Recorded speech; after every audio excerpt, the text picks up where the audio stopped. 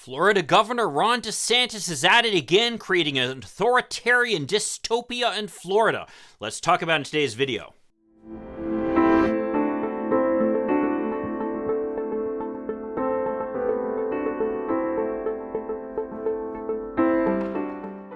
Hi, I'm Mike Greiner. I'm a lifelong Democratic activist who's concerned about the direction our country is taking. If you share my concerns, maybe you could like this video, subscribe to this channel, even click that little bell that will notify you when I post something new. So Ron DeSantis has already established himself as one of the main potential competitors to Donald Trump in the next presidential election. And to do so, he has gone even harder to the right than Donald Trump has, making himself an even bigger advocate of the know-nothings position on the cultural war issues. Right now, it appears that he and South Dakota's Kristi Noem are in a battle to see who can be more right-wing and more authoritarian, and so far, I hate to say it, looks like Ron DeSantis is winning that battle. Two items of news from Florida are particularly disturbing. The first one has to do with a special police agency that Governor DeSantis is proposing to monitor elections. Now, allegedly, the goal of this police agency would be to monitor election fraud, which of course is vanishingly small. Except, of course, one place where it has been found is among Republicans in the villages in Florida.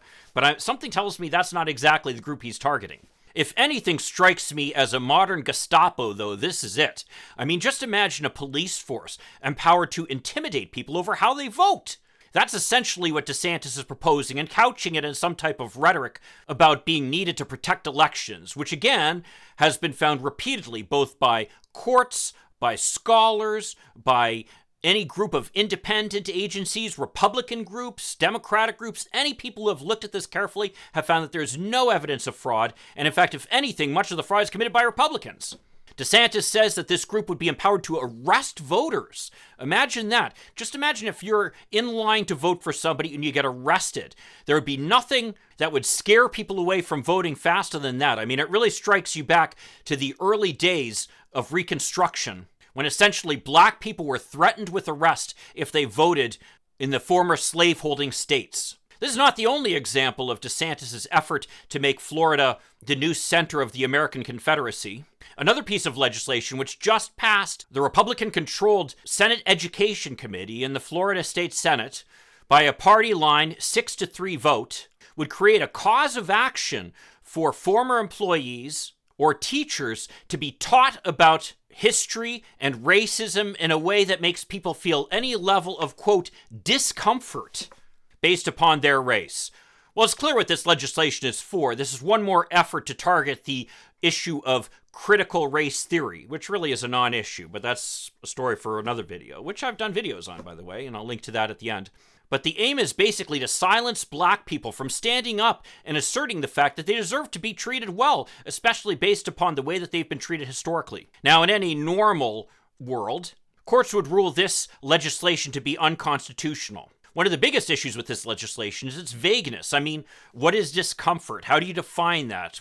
Who's to say what's uncomfortable or not uncomfortable? Vague legislation actually is deemed to be unconstitutional because of the fact that it doesn't give you sufficient warning as to whether you'll be breaking the law by engaging in one activity or another, which, by the way, is exactly how a lot of businesses and teachers and trainers are feeling right now. I've been in touch, in fact, with trainers at one organization who are very concerned about how their effort to teach about the history of race and how to be an ally could be impacted by this legislation. Laws are supposed to make it clear when you're breaking them, and this one doesn't do that. So as a result of that, it would be ruled unconstitutional in a normal world. It also, in a normal world, would be deemed to be a violation of the First Amendment and certainly stepping on the property rights of business owners. I mean, we live in this weird world now where Republicans say that you can have First Amendment rights to speak your mind, except if you're talking honestly about the history of racism. Or businesses have the ability to treat their employees any way they want, that we live in an at-will employment situation where employers can fire their employees, as one of my law school professors used to say, for good cause, bad cause, or no cause at all. And yet, at the same time, employers are not allowed to teach their employees about the history of discrimination that the state engaged in. And then there's one more issue that's shocking, which is that the news came out that Raul Pino, the director of the Florida Department of Health in Orange County, sent out a letter to his employees urging them to get vaccinated because of the fact that it would help stop the spread of the virus. Now, make no mistake, this was not an order. This was not pressure. This was not some type of threat. It was simply urging people to get vaccinated in a health department where they're directly dealing with these issues. Based upon that outrageous behavior, Mr. Pino has been placed on administrative leave, and the Florida Department of Health is conducting an inquiry to determine if any laws were broken in this case. Now, in typical Big Brother fashion, where 2 + 2 = 5, Desantis is now calling Florida the freest state in the United States, freedom's vanguard, and the rock of freedom. Well, it's free, of course, unless you disagree with his position on any specific issue, you want to vote for his opponent, or you want to teach people about the history of racism in America. So maybe not. But let's talk about one more idea that I had regarding this legislation. This legislation is written very carefully not to explicitly mention white people being made to feel uncomfortable, because of course they're trying to create the veneer that this is somehow non-racist.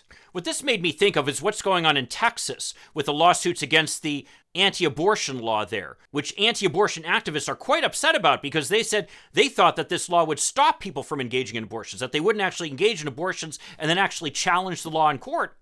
Imagine that. People might actually have access to courts to seek justice. Well, similarly, I was thinking that this law could kind of be turned on its ear, where perhaps the people who should file lawsuits about being made to feel discomfort as a result of their race are black people. I'm sure that they could come up with examples of situations where they're being taught things that make them feel uncomfortable, whether it be at their employer or in their schools. And I'd love to see the courts try to wriggle out of that one. Something tells me that in typical fashion of the politically partisan courts that we're seeing more and more across the United States, kind of mirroring themselves on the way that the U.S. Supreme Court is acting, they'll find some way to find that the black people don't have a cause of action when white people do. All the while, they'll be claiming that their justification is non-racist. Hey, if you like that video, you might want to check out this one. It'll give you more ammunition to fight off the MAGA crowd and stand up for our small d and big D democratic values. I'll see you in the next video. In the meantime, let's hope for continued progress. Thank you.